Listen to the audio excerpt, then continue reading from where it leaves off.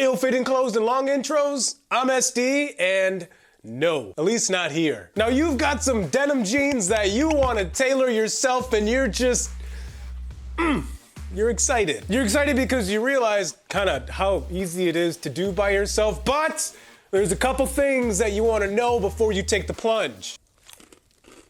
1. Ask yourself this: how much does your denim weigh? Because not all denim is created equal at all, and denim is usually gonna range from 5 ounces all the way up to 20 ounces. And the lower it is over here, if it's 5 ounces, it's really gonna stretch with you, it's really gonna be pliable, and it's gonna move with you. It's really soft too, it's nice. So things like a denim shirt, that's gonna be closer over here. That's gonna be like 5 ounces, 6 ounces, maybe 7 ounces. And then as you move up, you're gonna get closer to, let's say, a denim jacket, which is gonna be about 12 ounces, 15, maybe somewhere around there. And then that really thick, rugged, I go to work in Pittsburgh and I love the Steelers and Coors Light denim, it's gonna be like up here. It's gonna be closer to like 20 ounces. You might even see it move up from there, 22 ounces. 24 ounces. That's when you get over into that selvage denim territory. And the reason why you need to know how much your denim weighs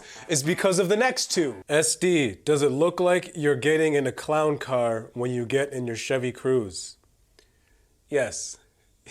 Yes, it does. Now, all of the denim that I wear, it's like 10 ounces, something like that. These jeans right here, Goodfellow & Co., I love them. I'm a man in his 30s who wears skinny jeans, don't judge me, but they're like 11 ounces. Now, I haven't tailored these. I don't plan on tailoring them because they fit great, but if I needed to, I could. 2. You gotta know what kind of needle you're gonna use, and you might think that I'm gonna tell you that you have to use a denim needle, but you do not. Just like not all denim jeans or denim garments are created equal, not all needles are created equal. Because not all denim is created equal at all, you don't need to just arbitrarily and blanketly use a denim needle every single time you tailor denim. Now, if you're tailoring something that's more lightweight, like a denim shirt, yo, you can just use a universal needle.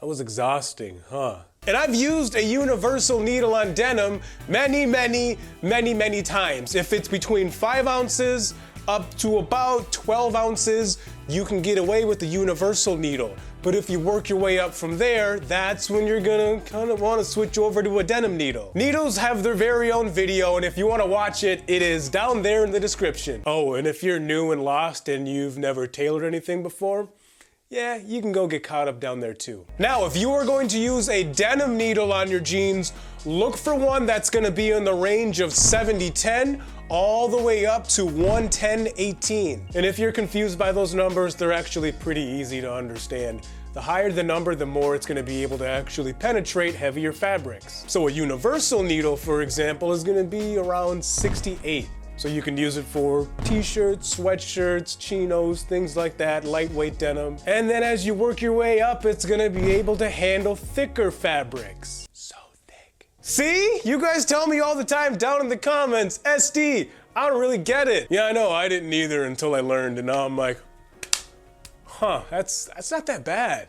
3. What kind of thread are you using? Because if you think it's a good idea to go throw some cotton thread in those cotton denim jeans, I got some news for you. Do not do that, because you were gonna have a bad time. Let me explain.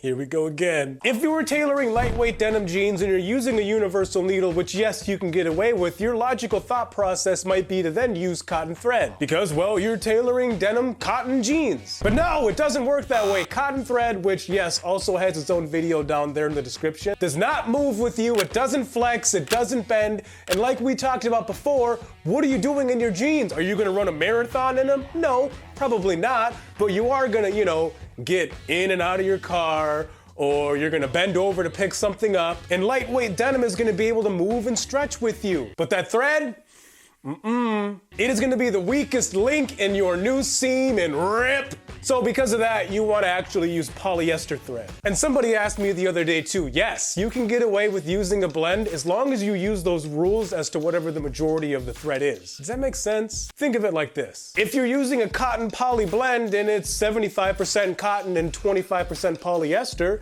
since the majority of it is cotton, use those cotton rules. And if it's the other way around, just flip.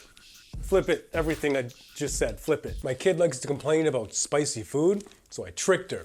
I gave her some of these. She didn't have any problems at all eating spicy Cheetos, but everything else that she eats is spicy. I said, no. You had no problems eating spicy Cheetos. I don't want to hear about those bland chicken nuggets being too spicy. Get out of here. Now, the cool thing about polyester thread is, like we said, it stretches with you, it moves with you, so you want to use it in denim because that's what you're looking for. And you can find it in 3 main colors. You can find it in denim blue, or indigo as most people call it, or you can find it in white, or you can find it in gold, or sometimes cream too. You might see some cream denim thread. Now it's time to go Tailor!